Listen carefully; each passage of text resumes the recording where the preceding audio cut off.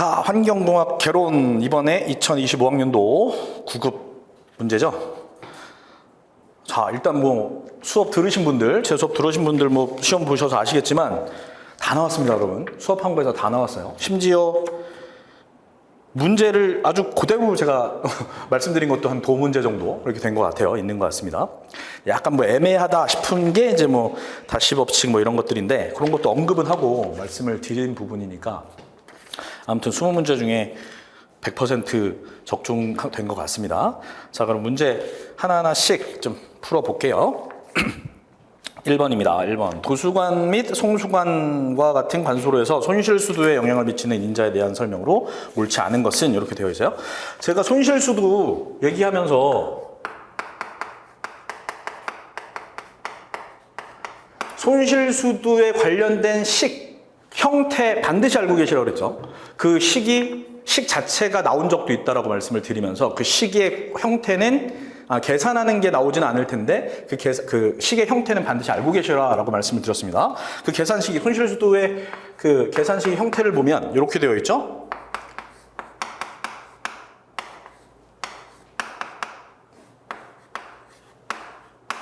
네, 이렇게 되어 있을 겁니다. 그래서 얘가 손실수도고, 그렇죠? 그다음에 얘가 마찰계수. 그다음에 관의 직경, 관의 길이, 그죠? 그다음에 얘는 관내의 평균 유속이죠. 그다음에 얘는 중력가속도, 그죠?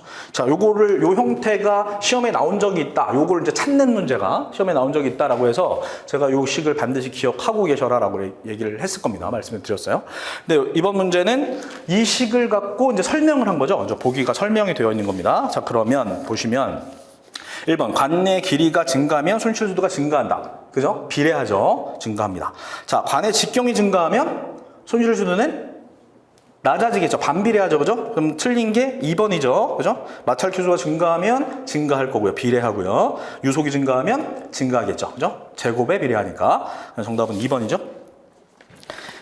자, 2번. 자, 2번도 염소 처리 얘기하면서 우리가 염소 처리다라고 얘기하면 염소 소독만 생각이 나요, 그죠? 염소 소독. 자, 근데 염소 소독이 제가 3가지 정도를 말씀을 드렸을 거예요. 전 염소 처리가 있고, 중간 염소 처리가 있고, 그 다음에 이제 마지막 염소 처리가 이제 있을 텐데 우리가 흔히 얘기하는 그 마지막에 하는 요 염소 처리가 이제 소독과 살균의 개념이라고 말씀을 드렸고요. 전 염소 처리와 중간 염소 처리는 약간 그 살균의 역할, 소독의 역할보다는 다른 역할을 좀 갖고 있는 것이 많다라고 말씀을 드렸습니다. 그 중에 이제 전 염소 처리에 대한 문제죠, 그죠? 전 염소 처리. 그래서 전 염소 처리가 하는 역할은 이게 후염소 처리죠. 후염소 처리 같은 경우는 소독의 개념인데 전 염소 처리 같은 경우에 하는 목적들이 일단 부식 억제하는 거. 부식 억제. 그 다음에 냄새 제거. 냄새 제거하는 역할. 그 다음에 유기물의 감소. 이런 것들이 이제 목적이라고 했어요. 그죠? 자, 그럼 우선 문제 먼저 얘기를 하면 이 외에도 뭐 세균 제거하는 것도 약간은 들어가 있어요. 세균 제거도 좀 들어가 있고, 그 다음에 맛 냄새 같은 거 제거하는 것도 있고, 그 다음에 암모니아를 제거하는 뭐 이런 역할도 하기도 합니다. 그럼 그거에 관계 없는 것들이 4번이에요. 부유물질을 제거하는 것은 아닙니다. 부유물질은 당연히 뭐 여과나 아니면 뭐 침전이나 뭐 이런 것들로 제거를 하겠죠. 자, 여기서 추가적으로 중간염소 처리, 여과 전에 하는 중간염소 처리는 일단 THM을 발생하는 전구물질을 좀 제거하는 역할을 하고 곰팡이 냄새의 원인 물질 같은 것들을 제거하는 역할을 한다. 이것도 이제 말씀을 드렸었죠. 그죠? 그다음에 후염소 처리는 소독의 개념이다. 이렇게 말씀드렸습니다. 자, 3번. 자, 제가 폐기물 발생량 얘기하면서 폐기물 발생량의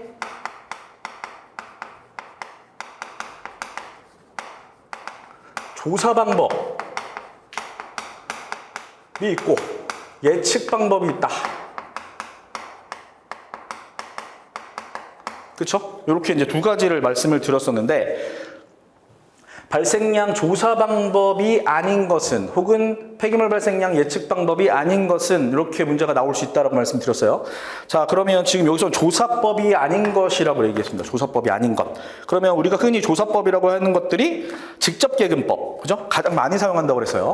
그냥 쓰레기가 실은 차의 무게를 재고, 그 다음에 쓰레기를 최종 처리장에 버리고 나와서 빈 차의 무게를 재는 방법, 그죠? 그걸 직접 계근법이라고 말씀을 드렸었습니다. 그 다음에 적재 차량 개수 분석법. 이라는 게 있었죠. 그래서 차량에 뭐 예를 들어 1톤 차가 있을 거고 10톤 차가 있을 거고 이러면 거기에 쓰레기가 가득 찼다라고 하면 그게 그냥 1톤이 되고 혹은 10톤이 되는 거겠죠. 그래서 몇 대가 있는지 그렇게 숫자를 재는 방법. 그 다음에 물질 수집법이라고 하는 것들도 있었고요. 그죠? 조사 방법. 자, 물질 수집 방법 같은 경우는 물질 수집을 세우는 거죠, 말 그대로. 유입과 유출에 대한 물질 수집을 세우고, 그래서 산업 폐기물 같은 것들을 이제 조사할 때 많이 사용한다라고 얘기했어요. 그 다음에 통계조사법이 있었죠. 통계조사법. 그래서 표본을 하나 설정을 해서 조사원이 가서 직접 이제 측정을 하는 그런 것들을 통계조사법이라고 한다라고 말씀을 드렸습니다. 그 외에 이제 지금 1번에 나와 있는 경향법은 예측방법이죠. 그죠? 그 다음에 예측방법에는 경향법 말고도 또 뭐가 있어요? 다중회귀 모델이라고 하는 게 있었고 동적모사 모델이라고 하는 게 있었죠. 그죠? 그래서 그건 예측 방법과 조사 방법을 좀 구별하셔라 라고 말씀을 드렸었습니다. 이거 문제 그대로 나왔죠. 그죠? 말씀드린 그대로 나왔습니다. 자, 그다음에 4번입니다. 은폐 효과, 마스킹 효과죠. 그죠? 소음에서 마스킹 효과예요. 마스킹 효과에 대한 설명으로 옳지 않은 것은 이라고 되어 있습니다. 자, 이것도 설명 다 드렸던 내용이죠. 두 음의 주파수가 비슷할 때 마스킹 효과가 크다. 그죠? 필기도 좀 했던 것 같습니다. 낮은 음이 고음을 더 잘 마스킹한다. 그죠? 그 다음에 어떤 소리가 또 다른 소리를 들을 수 있는 능력을 감소시키는 현상. 요게 이제 정의죠. 4번에 나와 있는 게 어떻게 보면 마스킹의 정의라고 볼 수가 있고요. 큰 음과 작은 음이 동시에 들릴 때 나타나는 음의 회절 현상이다. 마스킹은 뭐가 덮어지는 거예요. 그죠? 덮어지는 거. 그래서 음의 간섭을 나타내는 거죠. 그죠? 음의 간섭. 그죠? 마스킹은 회절이 아니라 음의 간섭을 표현하더라, 나타내더라 라고 볼 수 있습니다. 자, 그 다음에 이제 5번이죠. 5번. 생태계의 질소순환. 자, 질소순환은 우리가 이제 그 환경학 쪽에서는 뭐 식물에 들어가서 뭐 뿌리로 어떤 형태가 흡수되고 뭐 이렇지만 공학적인 측면에서의 질소순환은 질산화 탈질을 생각하시면 된다라고 말씀을 드렸고, 질산화와 탈질에 대한 설명은 굉장히 길게 많이 했습니다. 그죠? 굉장히 길게 많이 했어요. 근데 문제는 너무도 간단하게 나왔죠? 그죠? 자, 질소순환은 우리가 간단하게 질산화와 탈질로 이렇게 구별이 될 텐데, 질산화는 암모니아성 질소가 아질산성 질소가 되고, 아질산성 질소가 질산성 질소까지 되는 요것을 질산화라고 얘기를 하고요. 그죠? 그 다음에 탈질은 여기다 그냥 그리겠습니다. 이렇게 질산성 질소가 아질산성 질소가 되고, 아질산성 질소가 질소가스 혹은 N2O, 욕가스로 날아가서 제거되는 요 과정을 탈질이라고 얘기를 하죠. 그죠? 그래서 질산화, 탈질 이렇게 구성이 됩니다. 그래서 질소가 산화된다라고 해서 질산화가 되는 거고, 이 탈질 과정은 환원되는 과정이죠. 환원되는 과정.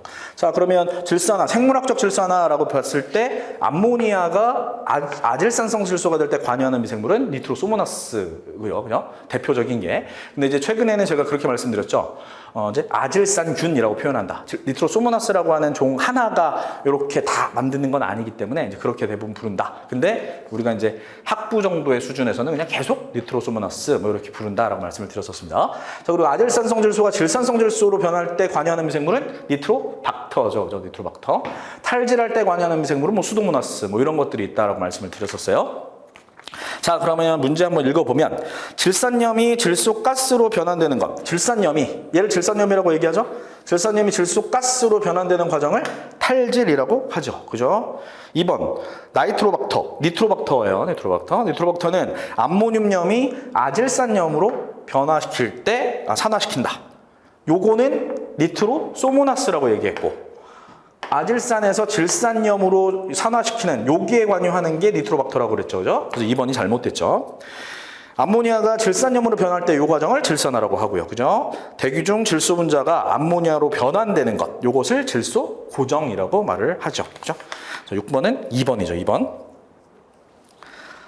자, 7번. 7번은 뭐 음악. 그죠? 음악 뭐 간단한 것들은 제가 그냥 읽으면서 설명드리면서 이제 넘어갔던 것 같습니다. 자, 음압은 우리가 단위가 가장 압력 단위잖아요. 음압. 그죠? 그래서 파스칼 주로 써요. 음압은 파스칼. 그리고 또 추가하자면 요게 좀 헷갈리셨을 수도 있어요. 3번 뭐 이런 것 때문에 좀 헷갈리셨을 수도 있는데 이 분모에 들어가는 게 제곱미터죠. 제곱미터죠. 3승미터가 아니라 제곱미터입니다. 이러한 단위를 음압 단위로 활용을 한다라고 생각하시면 될 것 같아요. 자, 8번. 8번은 너무 쉽죠? 물리적 처리입니다. 물리적 처리. 물리적 처리는 대부분 부유물질을 제거할 때 많이 활용을 하죠. 그러니까 스크린, 뭐 침전, 뭐 여과 뭐 이런 것들이겠죠. 1번이죠. 2번 염소소독은 화학적 처리죠. 당연히 염소계 화학물질이 들어가니까 염소소독은 화학적 처리고 살수여산과 활성슬러지는 생물학적 처리가 되겠죠. 8번은 너무 쉽고요. 9번 태양으로부터 자외선을 가장 많이 차단하는 대기권. 자, 자외선을 차단하는 걸 뭐라고 해요? 우리가 오존층이잖아요. 그죠? 자외선 차단하는 건 오존층에서 하는 역할이고 그럼 이 오존층이 오존층이 존재하는 그 대기권은 어디예요? 성층권이죠, 당연히. 그죠? 성층권 그 대기의 그 구조 설명드리면서 성층권에서 여러분들이 알고 계셔야 할 특징은 뭐 간단하게 오존층이 존재한다. 오존층을 기준으로 해서 아래는 등온이고 위는 고도가 올라가면 올라갈수록 온도가 올라간다. 뭐 이 정도만 기억하고 계셔도 뭐 공개 경쟁을 보는 데는 충분하다라는 말씀도 드렸던 것 같아요. 그래서 오존층이 존재하는 곳 성층권이겠죠. 그죠? 자, 9번, 10번 어떻게 보면 이어져 있는 문제죠. 그죠? 이어져 있는 문제입니다. 그럼 이 오존층이 파괴될 때 파괴시키는 물질 대표적인 게 프레온가스잖아요. 그죠? 프레온가스가 이제 CFC 이렇게 되어 있죠. 그죠? 그래서 뭐 염소 입자를 갖고 있다든지 아니면 불소 입자를 갖고 있다든지 그다음에 뭐 활론계 가스라든지 그다음에 불온계 가스라든지 이런 것들이 다 이제 프레온가스에 속한다라고 볼 수가 있어요. 뭐 오존층 파괴 물질이 아닌 것 이산화탄소겠죠. 그죠? 이산화탄소. 이산화탄소는 온난화를 일으키는 물질이지 오존층을 파괴하는 물질은 아니죠. 자, 그래서 10번도 2번. 자, 그 다음에 11번. 이렇게 뭐 산소 요구량 같은 문제가 나온다. 계산하는 그런 문제가 나온다라고 하면 가장 먼저 하셔야 되는 일이 뭐라 그러죠? 화학 반응식 세우는 걸 가장 먼저 해야 된다라고 말씀을 드렸어요. 그래서 11번 보면 일단 아세톤이 이렇게 있고요. 이렇게 되어 있죠. 얘 1몰을 완전히 분해하는 데 필요한 이론적 산소 요구량. 그러면 얘가 산화되는데 산소가 이렇게 필요하다는 얘기잖아요. 그죠? 산소가 필요하면 탄소와 수소로 이루어져 있는 이런 그 유기물 같은 것들은 다 어떻게 돼요?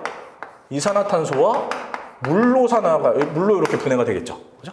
그럼 이제 개수 맞춰주시면 돼요. 뭐 C가 3개 있으니까 여기에 3개가 될 거고, 그 다음에 수소가 6개 있으니까 여기도 이제 3이 될 거고, 그죠?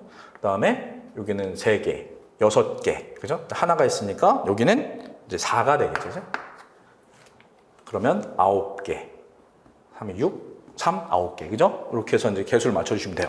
자, 그러면 이제 얘 아세톤 1몰을 얘는 지금 1몰이죠. 개수가 1이니까 당연히 1몰을 산화시킬 때 필요한 산소는 4몰이 필요하네요. 그죠? 1몰이 산화될 때 4몰의 산소가 필요해요. 그럼 이제 문제 다 나온 거죠. 그죠? 답은 다 나왔습니다. 즉 4몰에 해당하는 산소는 32g이에요. 그죠? 1몰당 32g. 그러면 총 128g의 산소가 필요하겠죠. 그죠? 128g의 산소가 필요하다. 정답은 3번이고요. 자, 그 다음에 이제 12번. 퇴비화에 대한 문제입니다. 퇴비화의 그 인자들. 그죠? 우리가 이제, 분뇨라든지 이런 것들을 자원화시킬 때 가장 대표적인 게 퇴비화다라고 그랬고, 그래서 퇴비화의 영양인자 같은 것들은 알고 계셔라 라고도 말씀을 드렸습니다. 그죠? 자, 일단 호기성 퇴비화죠. 호기성 퇴비화에 대한 설명으로 옳은 것은 이라고 되어 있습니다. 자, 퇴비화 시 적정 온도는 20에서 35도이다 라고 했어요.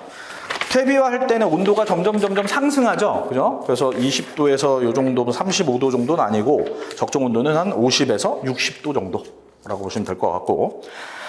자, 호기성 퇴비화, 현기성 퇴비화가 있다라고 하면 그냥 퇴비화라는 말 빼고 호기성 그 공정이 속도가 빨라요. 현기성 공정의 속도가 빨라요. 당연히 호기성 공정의 속도가 굉장히 빠르죠. 그죠? 그래서 2번도 잘못됐고요. CMB는 퇴비화가 진행될수록 감소하죠. 즉 안정화가 되면서 감소합니다. 그죠? 감소합니다. 자, 퇴비화 시 발생하는 물질은 유기물, 이산화탄소, 물. 왜냐하면 호기성이잖아요. 요것만 보셔도 되죠. 호기성 퇴비화인데 분뇨가 유기물이다라고 한다라고 하면 호기성 반응을 거치면 뭐가 발생하는 거예요? 당연히 유기물, 이산화탄소, 물 이런 것들이 이제 발생하겠죠. 그죠? 4번이죠, 4번. 자, 그 다음에 이제 13번. 13번 레이놀즈 수도 제가 그 설명을 드렸어요. 레이놀즈 수가 측류와 난류를 구별할 때 실험을 하는 뭐 그런 방식이다라고 말씀을 드렸고, 레이놀즈 수가 2000 이하가 되는 것을 측류라고 얘기를 하고 4000 이상이 되면 난류라고 얘기한다. 그래서 그 중간을 천이 영역이라고 한다라고 얘기하면서 레이놀즈 수를 몇 번이지? 수가 13번이죠? 이렇게 설명을 드렸었어요. 얘가 동점성계수고요. 그죠? 동점성계수. 얘가 관의 직경. 그리고 얘가 유속이에요. 유속. 자, 어떤 관로가 있고 그 관로의 레이놀즈 수를 확인을 하려면 관로는 정해져 있으니까 직경 같죠? 그죠? 직경은 정해져 있어요. 그 관로의 직경은. 그리고 거기에 어떤 유체가 흐를 거예요. 근데 어떤 유체가 흐르는데 대부분 이제 물이 흐를 텐데 물 말고 뭐가 섞여서 이렇게 흐르는 경우는 거의 없죠. 그죠? 예를 들어 물이면 물이 흐르는 거겠죠. 그래서 그 유체, 흐르는 유체의 동점성 계수도 같겠죠. 그죠? 동일하겠죠. 그러면 레이놀즈 수에 영향을 주는 건 대표적으로 뭐다? 유속이다 그랬습니다. 유속. 이렇게 설명을 드렸었어요. 그죠? 그래서 레이놀즈 수, 즉 측류와 난류를 구별하는 가장 결정적인 인자는 유속이다 라는 말씀을 드렸습니다. 근데 뭐 계산은 안 해봤지만 요식을 말씀을 드렸으니까 지금 문제는 뭐예요? 요식을 그대로 이용해서 계산만 하면 되는 문제죠. 그죠? 계산만 하면 되는 문제입니다. 지금 문제 보면 직경 나왔어요. 직경이 2cm라고 나왔고요. 그 다음에 평균 유속, 그죠? 유속 나왔죠? 8cm/s라고 이렇게 나왔습니다. 그 다음에 동점성 계수 나왔죠? 0.01cm 제곱 per sec 이렇게 나왔어요. 그냥 그대로 집어넣어 주기만 하면 되겠죠. 그렇죠? 2cm. 그다음에 유속 8cm per sec. 동점성 계수 0.01 제곱 cm per sec. 그죠? 자, 그러면 얘 단위는 다 없어지니까 그냥 무차원의 수가 나오겠죠. 그죠? 요거 계산하면 정답이 얼마가 나와요? 1600 나오나요? 1600? 그죠? 이렇게 하면 1600이 나오더라 라고 보시면 됩니다. 자, 다 설명드렸던 부분이죠. 자, 그 다음에 이제 휘발유 14번.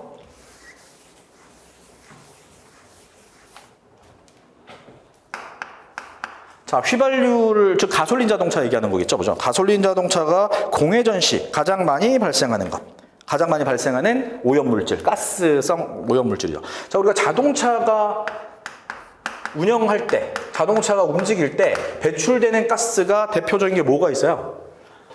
CO가 있고요. 탄화수소가 있고, 그 다음에 질소산화물이 이렇게 있죠. 요 세 가지가 발생한다라고 생각을 하시면 됩니다. 자, 근데 특징이 뭐예요? 얘네 일산화탄소하고 탄화수소 같은 것들은 대부분 다 불완전 연소할 때 발생하는 물질들이죠. 그죠? 불완전 연소할 때 발생하는 물질이고, 이 질소산화물은 언제 발생한다고 그랬어요?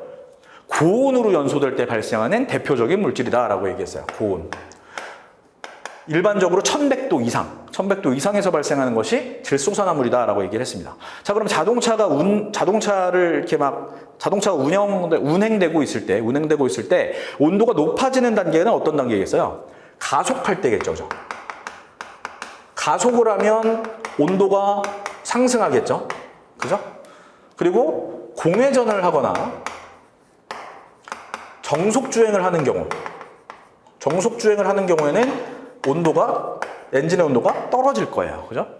자, 그러면 공회전과 정속을 할 때 온도가 떨어지면 완전 연소가 되기 어렵겠죠? 그러니까 당연히 불완전 연소가 되는 이러한 물질들이 많이 발생을 할 거고, 가속을 하는 가속해서 온도가 높을 때는 고온에서 발생하는 질소산화물이 많이 발생을 하고, 온도가 높으니까 완전 연소에 가까워지면서 탄화수소라든지 일산화탄소는 발생이 거의 없겠죠. 그죠?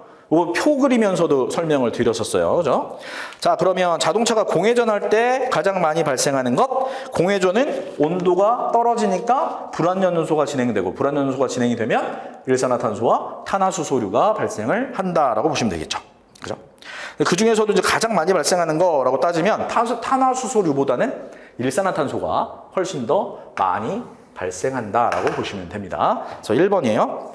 2번이에요. 요 1번이라고 쓰신 분들도 꽤 있겠는데, 보통은 이제 그 공회전 할 때 많이 발생을 하고, 공회전 할 때 CO가 많이 발생을 하고, 여기서 더 자세하게 조금 구별을 하자면, 좀 더 구별을 하자면, 그 다음에, 감소.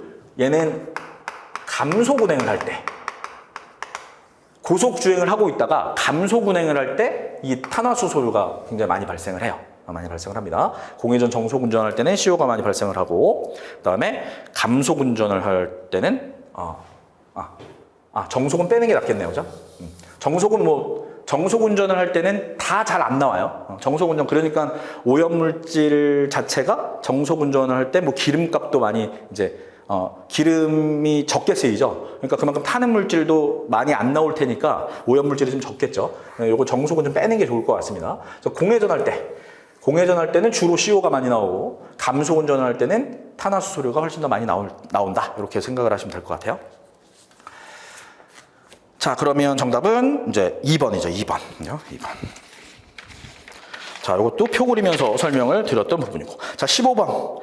함수율 문제, 계산하는 문제 중에 가장 대표적으로 나올 수 있는 문제가 제가 뭐라고 그랬어요? 뭐, BOD 용적부하, FMB, 그 다음에, 수면적 부하, 그 다음에 요 함수율, 그죠? 함수율 같은 거 나올 수 있는 확률이 굉장히 크다라고 말씀드렸습니다. 함수율이라고 하는 표현이 나오면 무조건 무슨 식 생각하라고 그랬어요?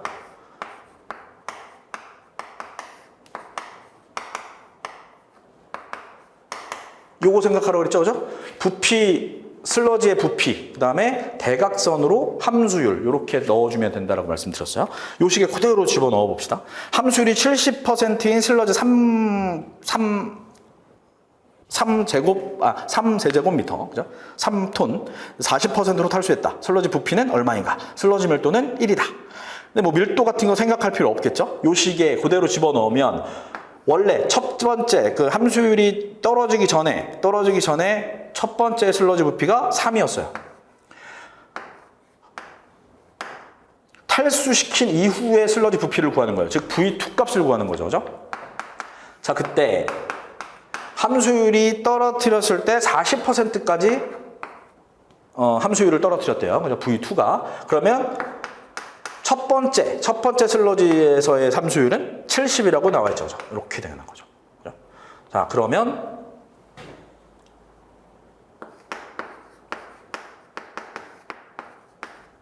이렇게 될 거고요. 그죠? 이렇게 될 거고. 그러면 따라서 V2는 3 곱하기 30. 이렇게 60. 이렇게 하면 되겠죠? 그죠?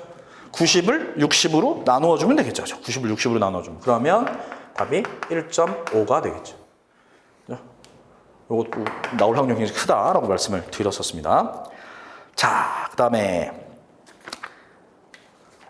16번이죠. 16번. 하천의 용존산소에 대한 설명으로 옳은 것은? 이라고 되어 있어요. 제폭기율은 용존산소량에 비례한다. 자, 제폭기라고 하는 게 뭐예요? 다시 폭기를 해서 용존산소를 이제 하천이나 호소나 이런 곳에 다시 넣어주는 거잖아요.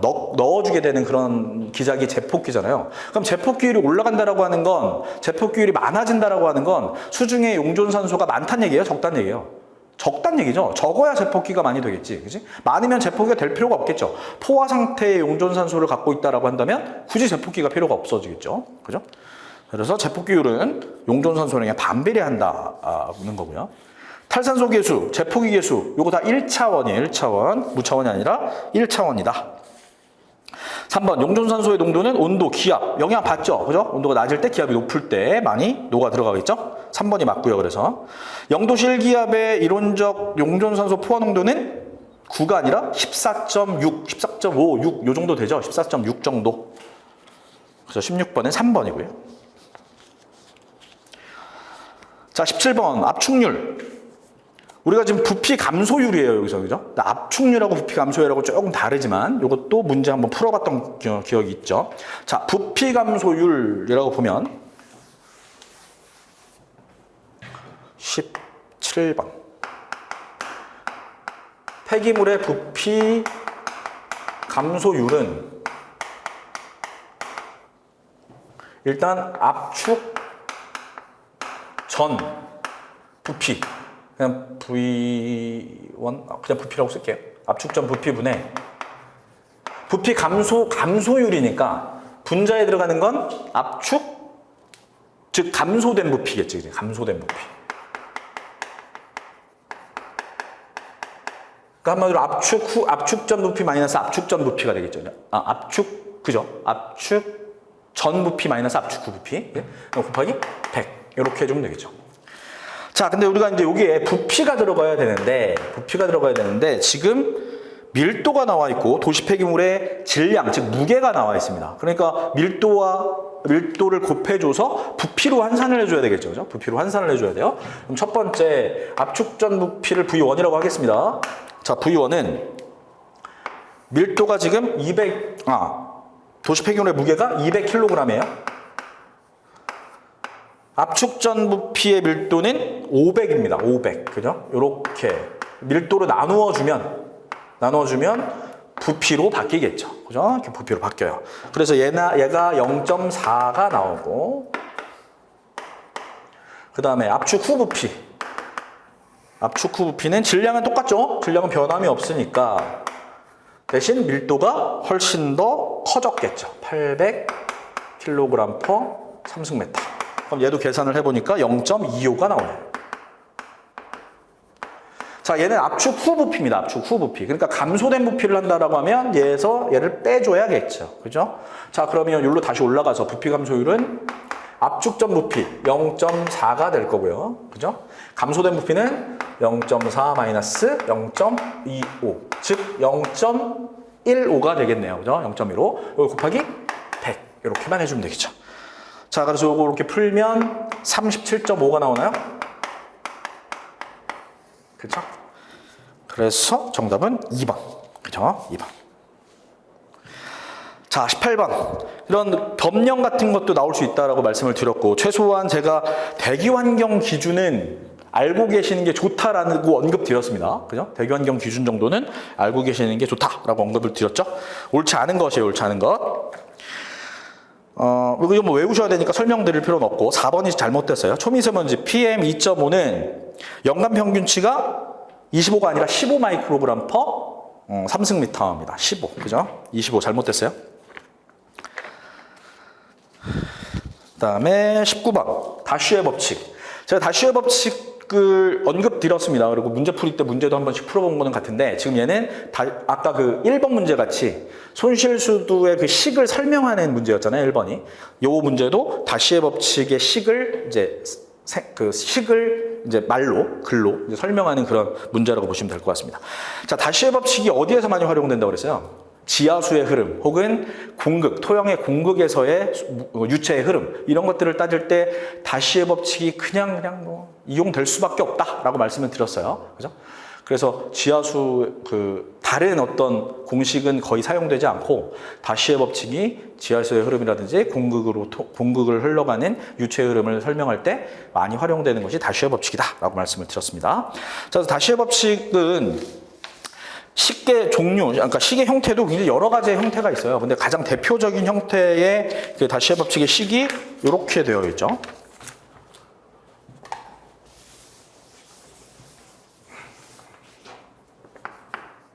9번 유속 보는 거예요. 그러니까 공극을 갖고 있는 곳에 이제 유속.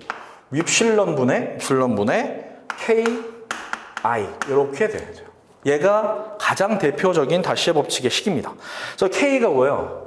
공극을 통해서 물이 흐르는 그런 그 유속을 구하는 거라고 그랬어요. 다쉬의 법칙에. 그래서 K라고 하는 게 투수계수예요. 투수계수를 의미하고, I는 많이 보셨죠? I가 동수경사입니다. 동수경사. 제가 다쉬의 법칙 계속 공극 얘기를 많이 했잖아요. 그죠? 그래서 요 윕실론이 얘기하는 게 공극률이다. 이렇게 생각을 하시면 됩니다. 자, 투수계수 정해져 있고요. 공급률도 정해져 있어요. 그럼 우리가 또 구해야 되는 거예요. 다시 법칙 유속을 구하기 위해서 또 구해야 되는 게 동수경사예요. 동수경사. 네? 자, 동수경사는 어떻게 구하냐면 델타 L분의 델타 수두니까 H 이렇게 구할 수 있어요. 자, 얘는 길이겠죠. 그죠? 관로의 길이, 그러니까 그 수평 흐름의 길이라고 보시면 돼요. 그러니까 물이, 유체가 흘러갈 때 얼마만큼 흘러가는지 그 길이에요. 그 길이고, 얘는 당연히 수두차가 되겠죠. 그죠? 수두차. 자, 요거식만 알고 계시면 이제 요 문제를 풀 수 있는 거다라고 볼 수 있어요. 자, 보시면 동수경사 1번. 동수경사는 수두차에 반비례한다. 얘가 지금 동수경사죠. 얘가 수두차라고 그랬어요. 수두차에 비례하죠. 반비례가 아니라. 1번이 바로 잘못됐죠. 투수계수의 단위는 속도의 단위와 동일하다. 예, 투수계수 단위, 속도의 단위와 동일합니다. 그 다음에 모래의 투수계수는 자갈의 투수계수보다 적다. 그럼 자갈이 훨씬 더 공격이 크니까 투수가 더 잘 되겠죠. 그렇죠? 투수계수는 다시 법칙을 만족시키는 비례상수를 의미합니다. 비례상수죠. 그렇죠? 비례상수를 의미한다. 자, 그러면 19번은 1번이고요. 자, 마지막 20번. 자, 법령이 나오면 법규가 다 외우실 수는 없으니까 좀 이렇게 뭐 찍어야 되는 경우가 많다라는 말씀 드리면서 다시 법령에서 가장 나올 수 있는, 그리고 가장 자주 나왔던 거 제가 뭐라고 그랬어요? 지정폐기물. 그죠? 지정폐기물 되게 자주 나오고 나올 확률도 크고 법령 중에서 뭐 그런 말씀을 꼭 드렸습니다. 근데 이번에도 나왔습니다. 지정폐기물이 나왔죠. 그래서 지정폐기물을 좀 종류를 숙지하신 분들은 당연히 기본적으로 푸실 수 있었던 그런 문제라고 생각을 해요. 자, 일단 광재 1번 첫 번째 보시면 광재는 철광 원석의 사용으로 인한 고로슬래그는 제외시키죠. 제외시켜요. 1번 잘못됐어요. 자, 제가 그래서 이거 아무튼 정답은 1번이고요. 나머지는 다 맞고, 지정폐기물 말씀드리면서 다 외우실 수는 없으면 최소한 지정폐기물 중에 유해물질 함유 폐기물에 대해서는 좀 알고 계셔라 라고 말씀을 드렸어요. 그죠? 그 부분이 제일 중요하다. 지금 답이 뭐예요? 광재. 광재도 뭐예요? 지정폐기물 중에 유해물질 함유 폐기물 안에 속해 있는 거예요. 그죠? 그러니까 말씀드린 거대로만 숙지만 하셨으면 어렵지 않게 푸실 수 있는 문제였습니다. 자, 그래서 다 20문제까지 다 풀어봤습니다. 다시 한번 말씀드리지만 다 나왔습니다, 여러분. 강의한 거 중에 다 나왔어요. 그래서 최소한 제 수업을 들으신 분들이라면 뭐 실수하시는 거 있으니까, 그리고 언급드린 거 뭐 자세하게 안 했다 그렇게 생각을 하시는 분이 계시다면 뭐 한 문제 정도? 다시의 법칙 뭐 이런 거 한 문제 정도? 아무튼 언급드린 것까지 다 포함하고 이렇게 한다고 하면 또 정확한 것까지 있어요. 그죠? 문제를 아예 말씀을 드린 부분까지 있습니다. 정확하게 100% 다 출제됐으니까 제 수업 들으신 분들은 최소한 95점 이상 이렇게 좀, 그리고 환경과학 개론에서는 좀 성적이 나쁘지 않으셨을 거라고 믿어 의심치 않습니다. 자, 이제 시험 보시느라고 그동안 시험 공부하시느라고 수고들 많이 하셨고요. 문제 같이 지금 풀어보면서 채점들 많이 다 해보셨겠지만 높은 성적으로 좋은 결과 이렇게 만들어내시길 바랍니다. 그리고 혹시 이론 붙으신 분들 이제 면접 같은 거 기다리고 계시는 분들이 있을 텐데 혹시라도 면접 좀 궁금한 거 있으시다라고 하면 Q&A에 올려주시면 제가 아는 선에서, 그리고 제가 아는 뭐 여러 공무원들 통해서 거기에 중요한 뭐 답변이라든지 이런 것들 좀 알려드릴 테니까 다시 한번 이렇게 환경학개론 리뷰 한번 해보시고요. 그리고 수업 뭐 혹시라도 필요한 부분 있으면 한 번 더 들어보세요. 들어보셔야 면접할 때도 좀 도움이 되고 그러실 테니까. 그리고 좋은 결과, 다시 한번 좋은 결과 있으시기를 기대하겠습니다. 자, 그러면 2025학년도 공개경쟁 문제풀이 여기서 마치도록 하겠습니다. 수고하셨습니다.